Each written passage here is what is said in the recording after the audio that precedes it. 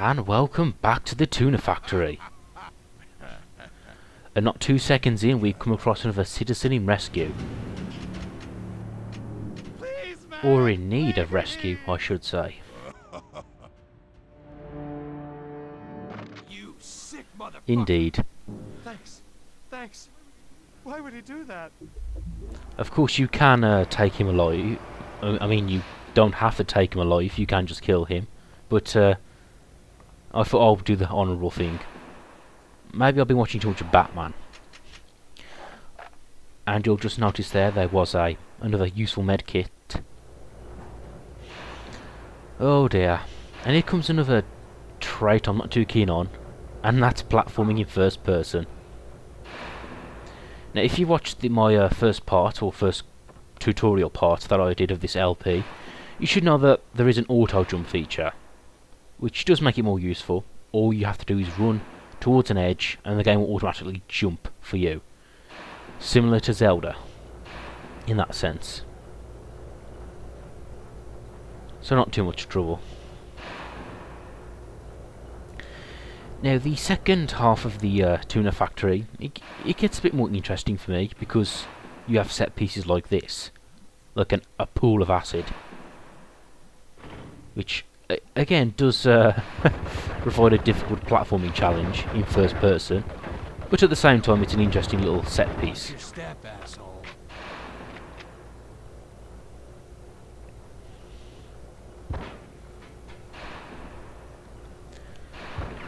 Now this is the way you're supposed to go across.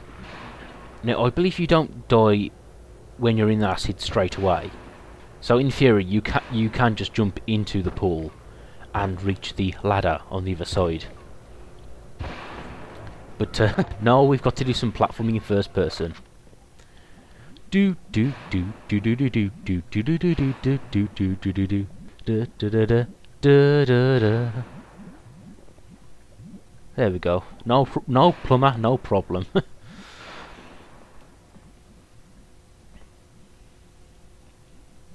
And you probably can see from this point I have played I had to play this section a couple of times to get it right, mainly because the difficulties ramped up.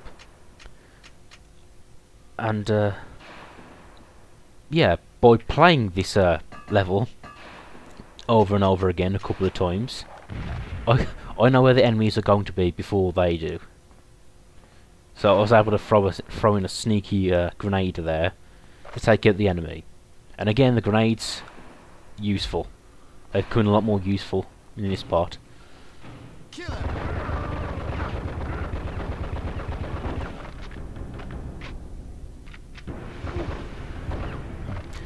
And I can also tell you that by playing the level again and again, that the enemies actually appear in different places. It's not very varied, but like one enemy will be over here, and another time he'll be over there. So it's appreciated. It's something that might keep you on your toes. It'll stop you getting too complacent. And if you're keeping count, I think I've picked up 2 medkits and a suit of armour at this point. Yes, I have. Thank you for confirming my beliefs, game. Oh, this part. This section has some good points and some bad points. One of them being the Flamethrower, which is a cool weapon to have, and the bad point being the sort of platforming sections. Well, not even a platforming section.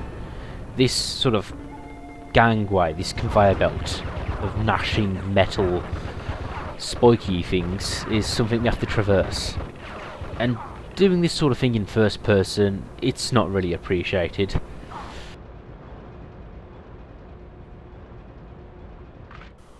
Yeah, so good part because we get the Flamethrower, bad part because we nearly get sent into a mincer.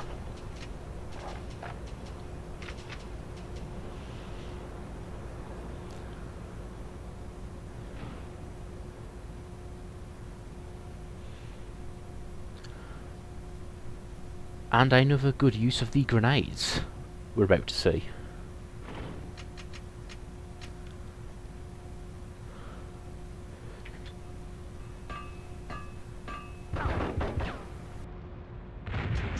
never give up. Indeed. So, like I was saying, I do like that previous area with like the chomping mincers, in theory. Because it's a tuna factory. And they have us running through the mashing, spiky metal objects. It's a good use of the theme, but at the same time it's awkward to do in first person.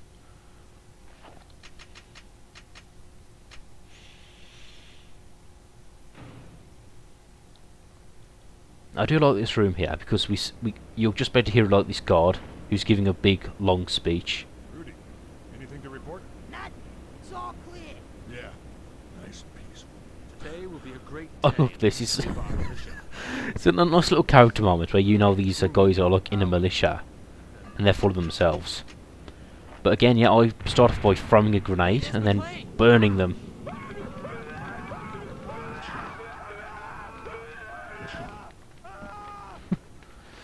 You know, for people who have just been burnt alive, their bodies look pretty okay. I mean, they're not damaged or anything.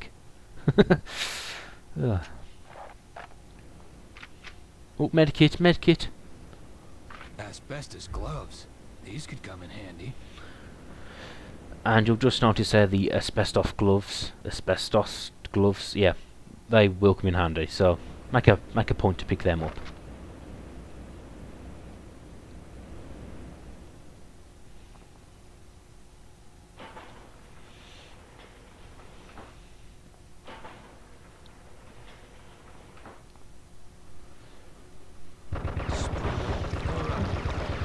Now what we're introduced here are these tanks, and essentially you shoot the holes in them, water comes out, the water in the tank goes down, the water in this section goes up.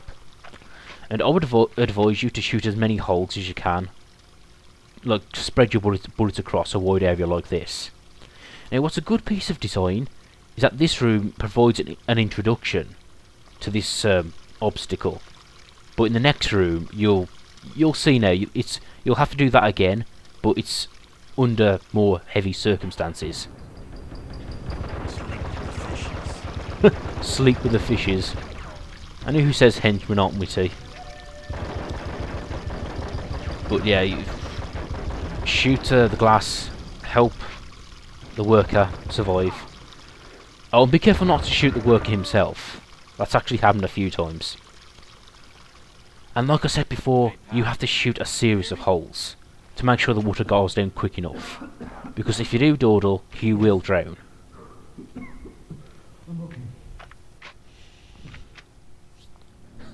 I do like that little scene though.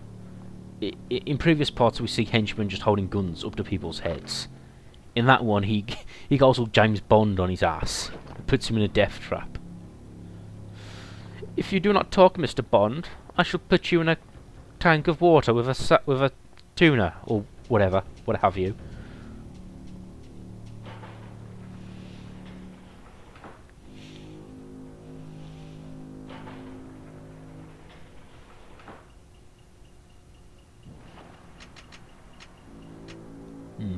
Now, I do know there's a henchman round the corner, and I try and be clever and use the physics to bounce a grenade round. Hey, it works!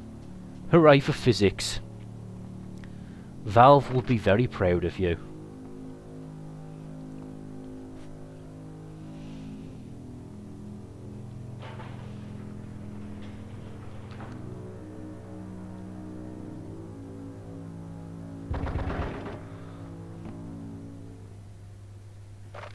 Now I can see by the turning wheel on the door that this is the area where the flamethrower comes in handy, as well as the gloves I previously acquired. You know, I do wonder if you got to this area and you had no ammo for the flamethrower, would the game count it as a mission failed? And that's something so pointless even I wouldn't try and find out.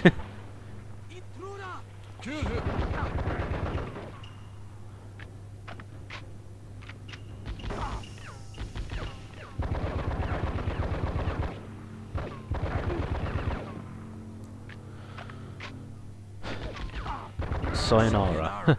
It's funny because they're Japanese. Oh, the hilarity.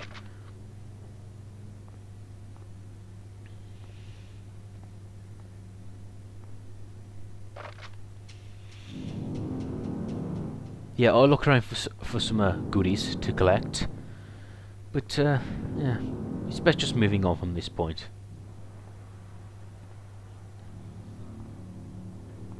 They've locked it from the other side. You know, after I played this level, I realised something I didn't show off, is that you can actually freeze the enemies with the liquid nitrogen tanks. So again, maybe I'll show that off in another video. Maybe I won't. But yeah, it's a shame I didn't get to show that off. But oh well.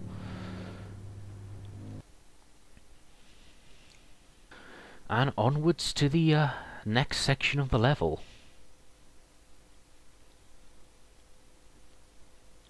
Which I'll admit does have a pretty fun shootout scenario. Although I try and be clever and be a bit stealthy.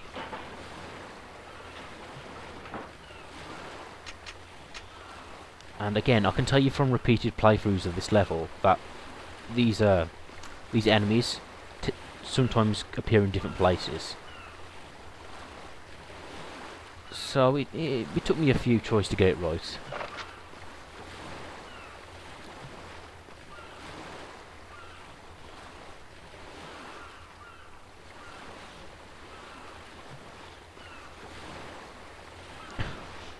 And I'm trying to be careful here, because I know there's quite a few guards patrolling the area.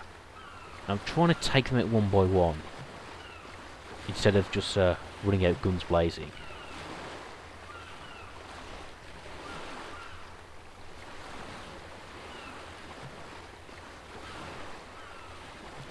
But this isn't even the hardest stealth part of the level.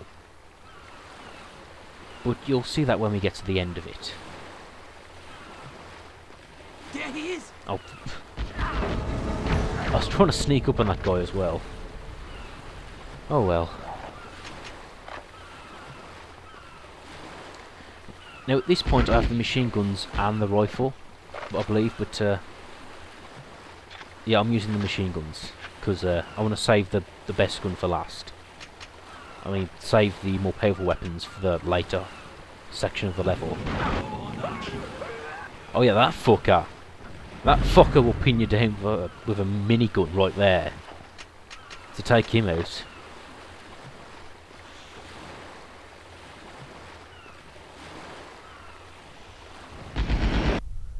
Matrix time. Yeah, and again, this fucker will stand on top of those crates and shoot a rocket launcher at you. Well, I'll have to appreciate their style at least. Although it does beg the question why he's standing up there anyway.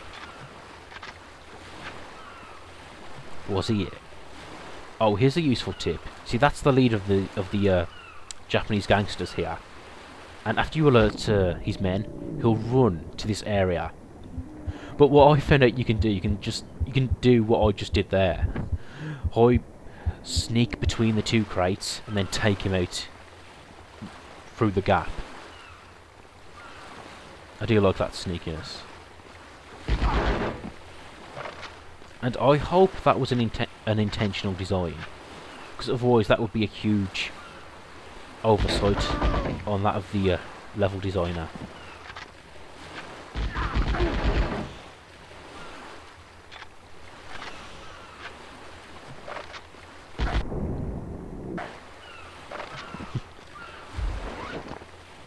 Armour and... yeah, armour. I like my goodies.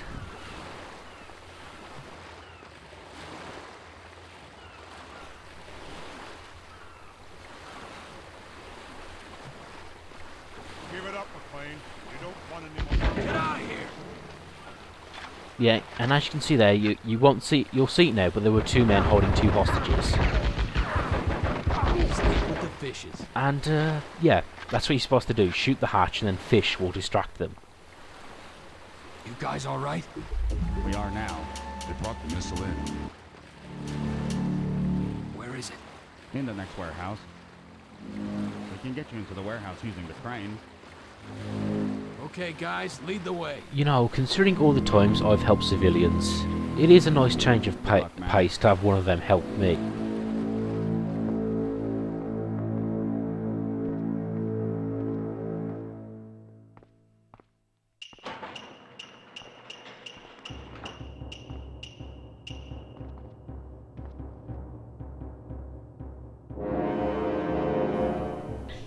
And it's about time. Can you get up on that crate? Once you're on the container, I can lift you up. You can get in through that window. Hooray, more platforming. I have played through this level a couple of times, and I have gotten to this point and I've made the wrong jump off this crate and died, and had to do it all over again. Now into this area, there are a number of sentries patrolling in between these containers. So the way I handled it was I came in from this direction, climbed down slowly and sort of waited here until they come into view. Hell yeah, Flamethrower.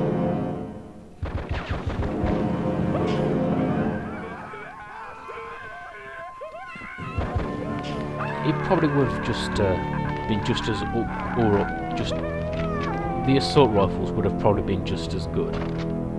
But what the hell? I don't get the flamethrower very often, so I thought I might use it.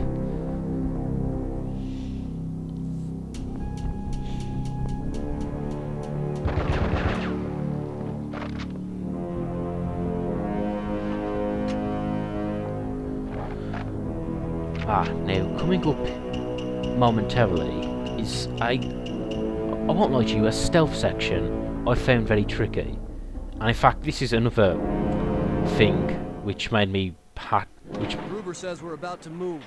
But McLean's still somewhere out there. Pull your men back. We're going. Gotta get into that truck without being spotted. Yeah, this is a part which forced me to replay the level again and again because I messed up on it. You got to get into the truck, and yeah, don't think you can just run straight in there. I have to take this path round this side, but be warned, there are patrolling guards.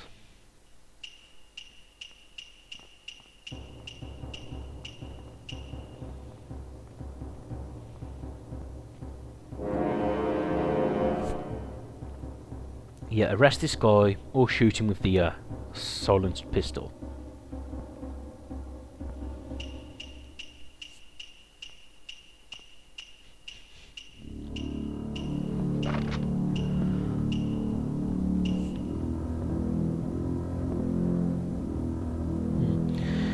You know, I just realised that you can see the like red and orange bar in the top corner.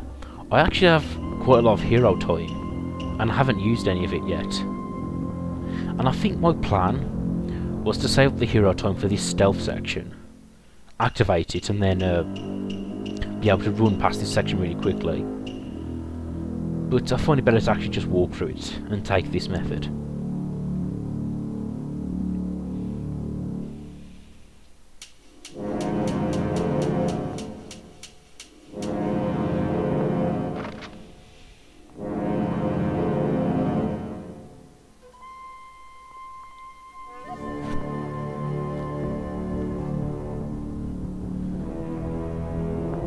Yeah, if you go in any of those places, you'll be seen by some guards, or whoever.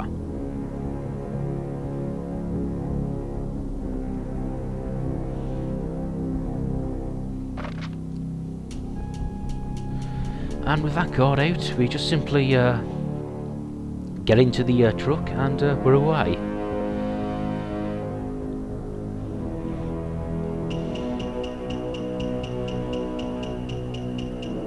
Oh, but a little word of advice.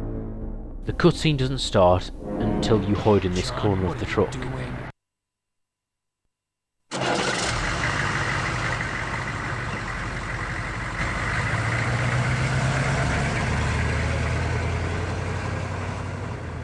Welcome back.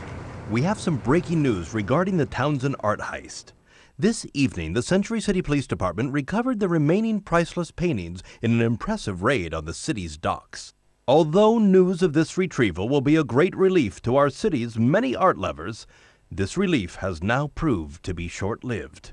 In a shocking turn of events, Piet Gruber, son of the crazed robber Hans Gruber, has demanded $1 billion from the city.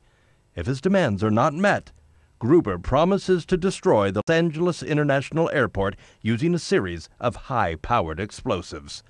At this point, the preservation of human life is the primary concern of the police department and the FBI. We will, of course, be following the story closely on HEN, so don't go away. And now, a word from our sponsor, Jubilee Bright Toothpaste, because minty breath is just better.